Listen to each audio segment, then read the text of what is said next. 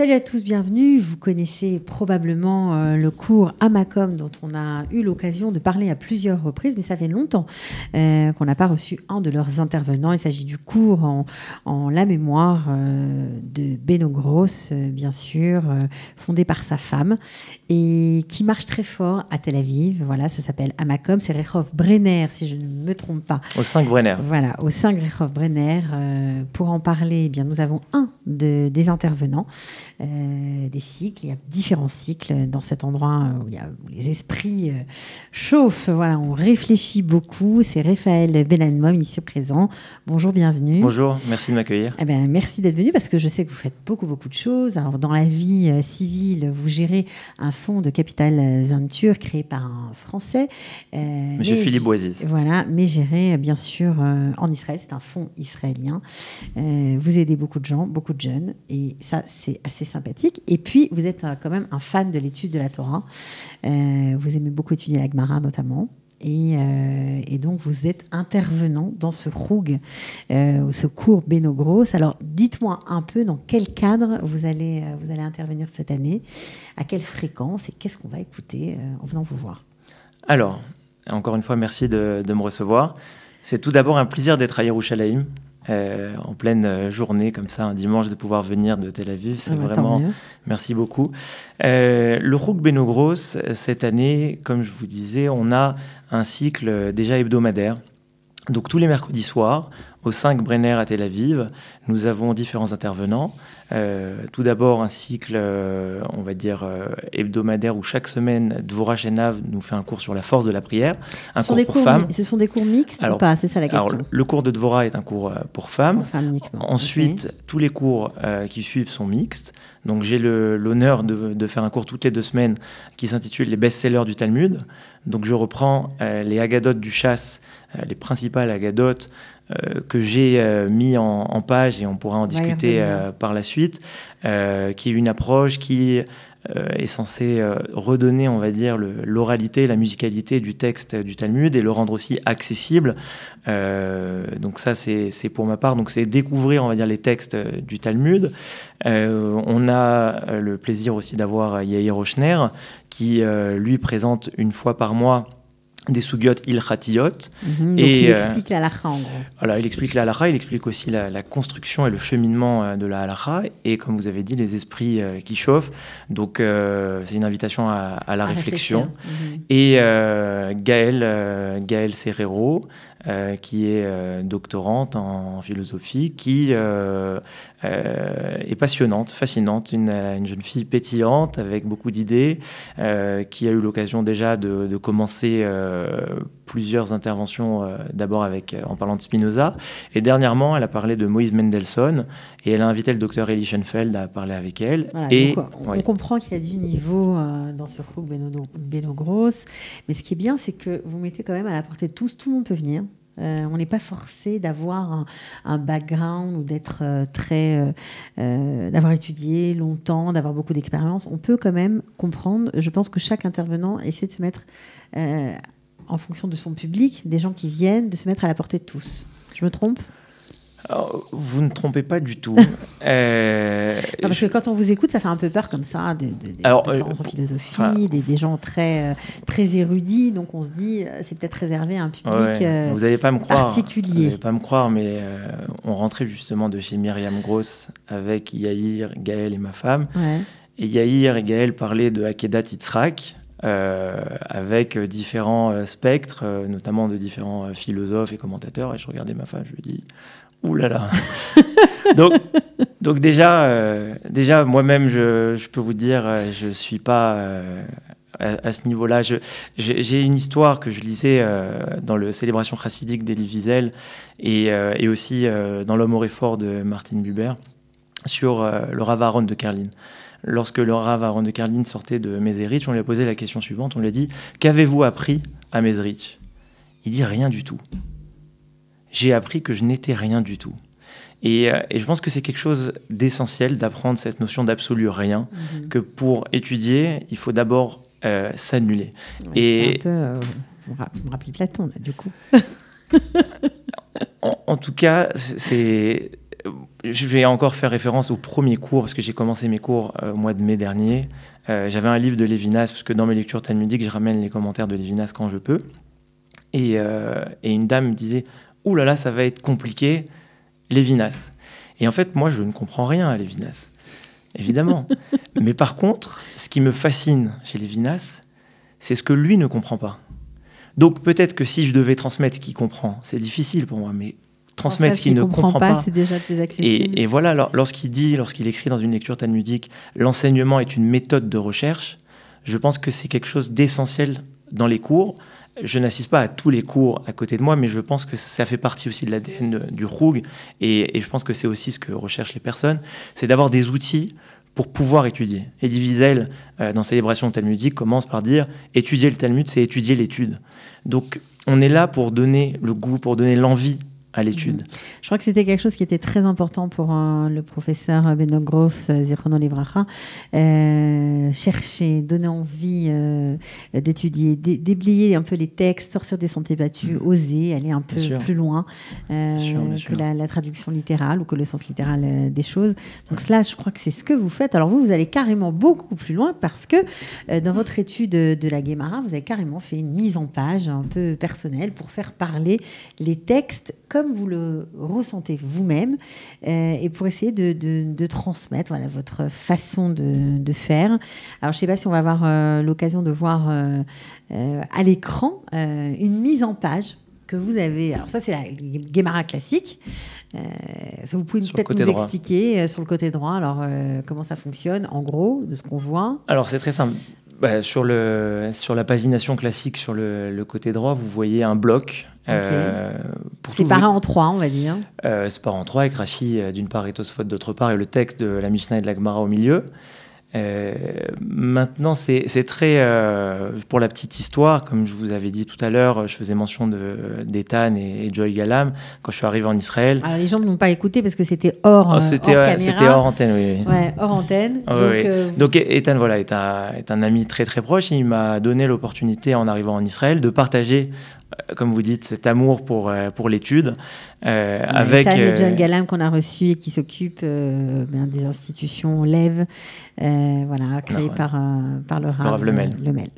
Et donc j'avais commencé Parashat Be'alotera. Et Parashat Be'alotera, on parle justement de la fabrication de la menorah, et on dit Miksha Zahav. Donc elle était faite à partir d'un bloc, et on taillait dans ce bloc, et on lui donnait une forme. Et un coach à Singapour m'avait dit une fois, Design defines functionality. Donc la forme définit la fonction. Et je me suis rendu compte que si on prend de l'or, l'or en lui-même ne peut pas accueillir la lumière. Si on lui donne une forme, alors à ce moment-là, il peut servir de menorah. C'est pareil pour les bijoux. Vous pouvez avoir de l'or, mais tant qu'on ne lui a pas donné une forme, vous ne pouvez pas faire une alliance, vous ne pouvez pas faire des boucles d'oreilles, vous ne pouvez pas faire un collier. Et je me suis dit, en partant de ce principe, qu'on pouvait appliquer ça au texte. Et d'une part, forcément, il y avait des contraintes d'impression de l'époque. Donc, on devait rassembler, agréger tous les commentateurs et aussi avoir le minimum de place sur une page. Mais aujourd'hui, on a moins ces contraintes. Donc, j'ai ouvert ce texte et mis en page de telle sorte à ce qu'on retranscrive l'oralité, la musicalité du texte, à savoir que beaucoup de Haggadot dans le Shas sont construites comme des couplets et des refrains. Donc c'est ce qu'on voit, sur le côté gauche. Le côté gauche. Alors là, c'est un Masechet Shabbat. On est un peu loin, donc on voit pas très bien, mais il y a du rouge, il y a du noir, il y a du vert. Voilà. Enfin, moi, je la connais par cœur, la page, donc pas de problème. Donc c'est la page 104 du traité Shabbat. C'est sur l'alphabet, d'accord ? Donc la Gemara elle-même, elle est fascinante, mais forcément, ce qui va définir le rythme ici, c'est l'Aleph Bet, Gimel Dalet et Vav. Par contre, quand on voit dans le texte d'origine, on voit pas que les lettres sont enseignées deux par deux. Par contre, ici, on voit tout de suite qu'on parle de Aleph Bet et Lav Bina, Gimel Dalet, Gimel Dalim. On voit tout de suite. Et évidemment, c'était très égoïste à la base, c'est que j'ai fait ces fiches d'une façon très académique pour vous aider à étudier la Gemara. Exactement. Okay. Et d'ailleurs, j'ai un ami à Luxembourg qui est professeur d'histoire géo qui me disait que dans les pays nordiques, ils avaient mis au point une méthode qui s'appelle le mind mapping. Et donc, en fait, à partir de ce code de couleurs et de cette pagination, ça rentre mieux. ça rentre mieux et surtout ça sort pas. C'est-à-dire que j'ai pas besoin de voir la page, je la vois très clairement et je pense que c'est un outil très, très utile. Mais maintenant, ça c'est le côté égoïste, mais le côté on va dire altruiste, c'est que il y a plusieurs choses. La première chose, c'est que je donne accès au texte parce que le texte à droite n'est pas forcément très accueillant. Il est massif. Le texte à gauche, alors évidemment, il faut étudier les deux. Bien sûr. Mais sur le texte à gauche, on peut rentrer plus facilement. Ouais. Comme on dit, Ta'amour ou Kitov Hashem. Goûtez, vous verrez combien Dieu est bon. Donc, on va dire, c'est mettre le pied à l'étrier. Et les commentateurs ne sont pas autour. Et c'est un choix de ma part. La raison est simple. C'est qu'en fait, j'ai envie de pousser les personnes à la réflexion et à ce que ces personnes elles-mêmes me disent qu'elles comprennent du texte.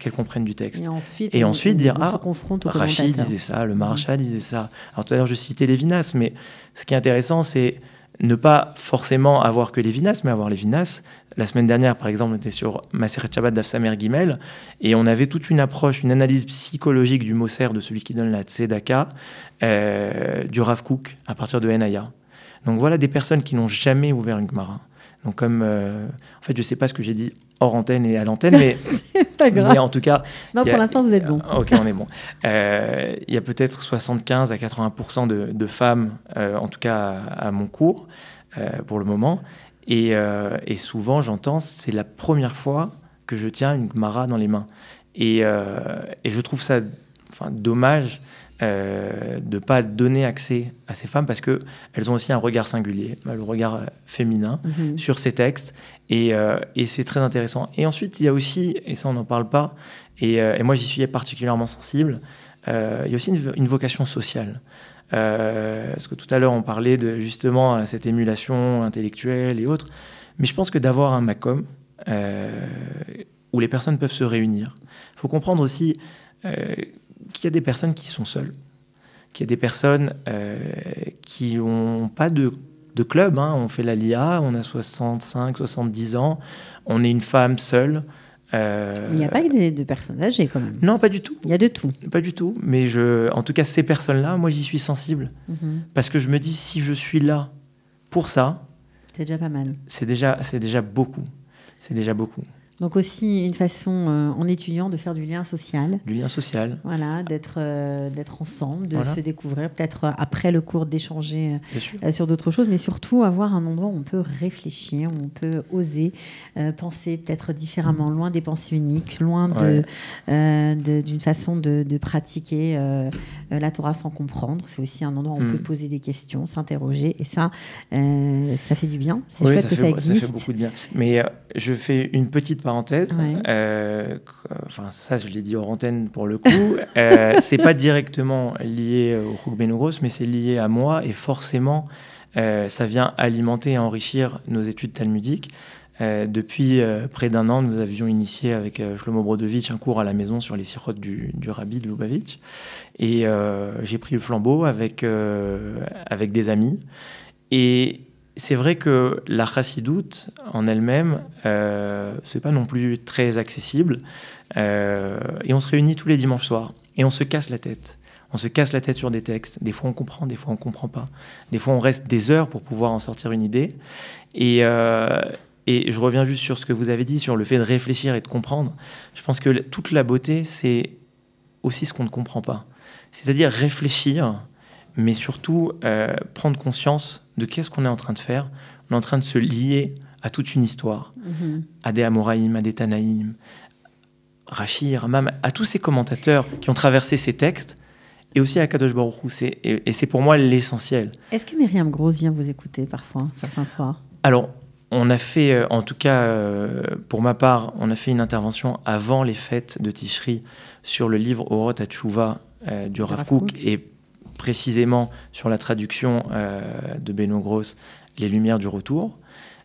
Moi, j'ai apporté des textes de la Gemara, du traité Baba Metia, sur justement la Tchouva de Resh Lakish lorsqu'il rencontre Rabbi Yochanan.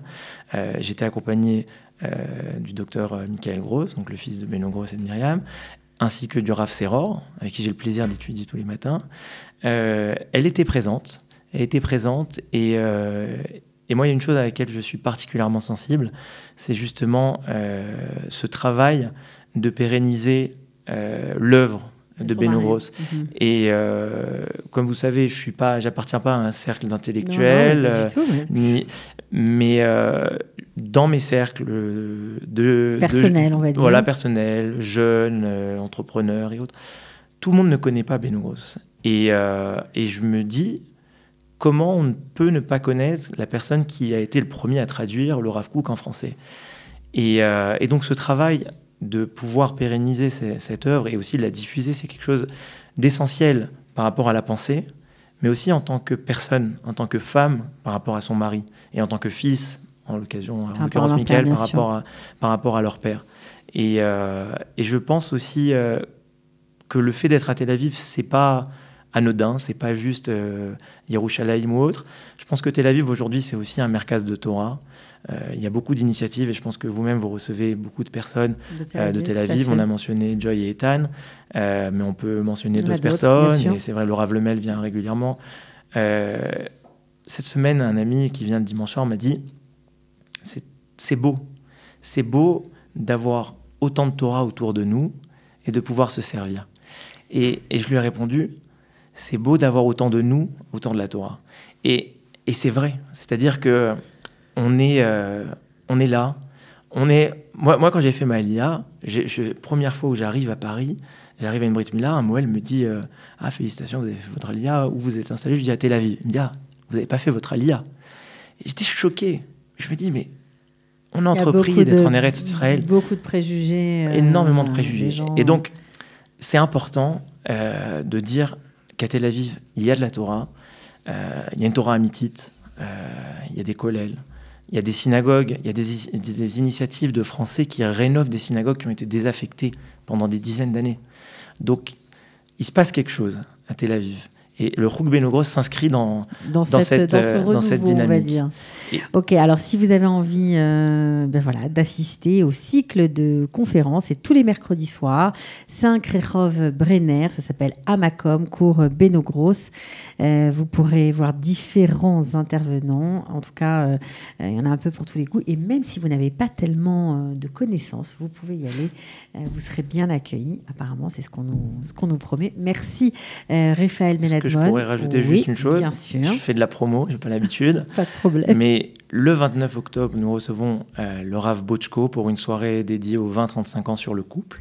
Et le 31 octobre, Gaël Serrero reçoit le docteur Patricia Trojman et Myriam Gross pour rendre un hommage à Beno Gross. Ok, bon, alors voilà, on a pris date. Merci. Merci à vous. Et à bientôt. Au revoir. Ciao.